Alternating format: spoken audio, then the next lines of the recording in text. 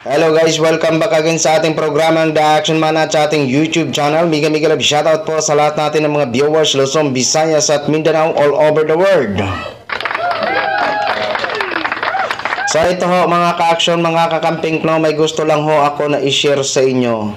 Tila yata malayo pa man ang 2028 elections. Ang ilan sa atin na may mga malalaking social media platform ay nagkakandak nga po ng survey para sa mga manok o mga pwedeng panglaban sa 2028 presidential election ho mga ka-action, mga kakamping.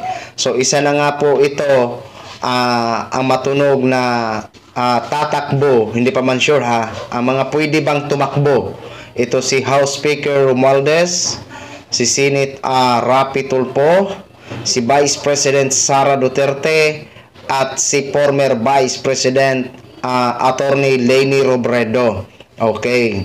So, sabi nga natin ho mga ka-action, kung mag one-on-one ang dalawa, si Vice President Sara Duterte at si former Vice President Attorney Leni Robredo, ay talagang sabi nga natin, nako, kahit mag plus 5 pa sa bilangan si Vice President Sara.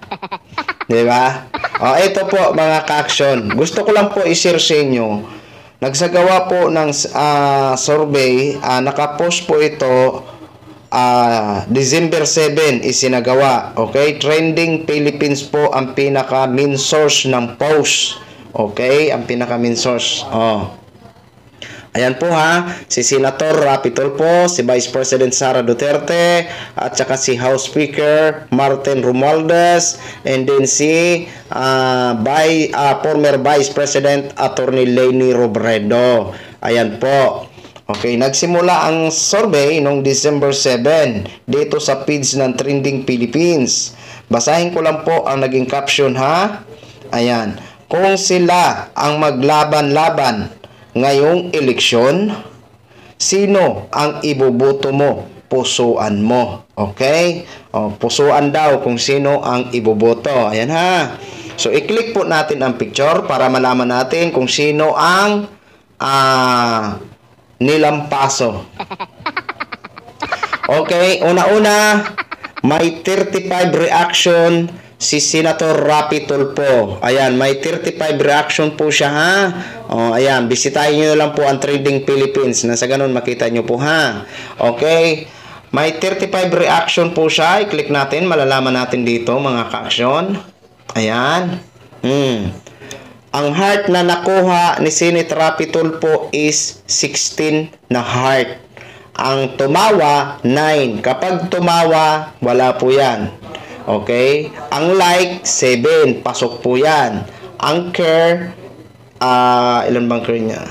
3. Ayan, 3. So, ibig sabihin, ang total niya is 35. Pero, ang tawa, 9. So, kapag tumawa kasi, wala po yan. Hindi po yan pasok. Okay? Hindi po yan pasok. Tapos, mayroon siyang 6 comment. Okay? 6 comment po siya. Mayroon. Ngayon, puntahan naman natin si Vice President Sara. Mayroon po itong reaction na 43 reaction. Okay? Sa 43 reaction, mayroon po siyang heart na 19. Tapos mayroong 4 na like. Okay? Ang tumawa 19. Okay? Tapos may nag-react pa na galit na isa. Okay? So, pantay po sila ni Rapi Tulfo sa heart.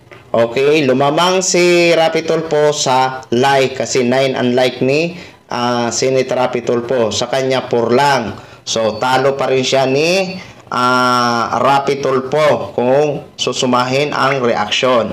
So, dito naman tayo kay Martin Romualdez. Ayan, kay House Speaker. Okay? May 19 reaction po ito 19 reaction. Okay, titingnan natin ang nag-heart. Ayan. 3 po ang nag-heart kay House Speaker Martin Romualdez. Tapos 12 po ang tumawa.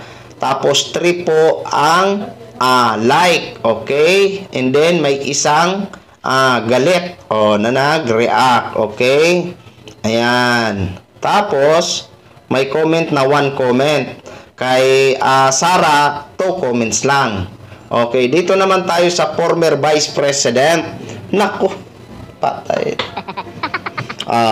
Mayroon po itong 451 reaction si Attorney Leni Robredo. Para makasiguro kayo na totoo ang sinasabi ko, puntahan nyo ang Trending Pilipinas. Trending Pilipinas. Doon nyo po makikita para totoo po ang sinasabi ko. Okay?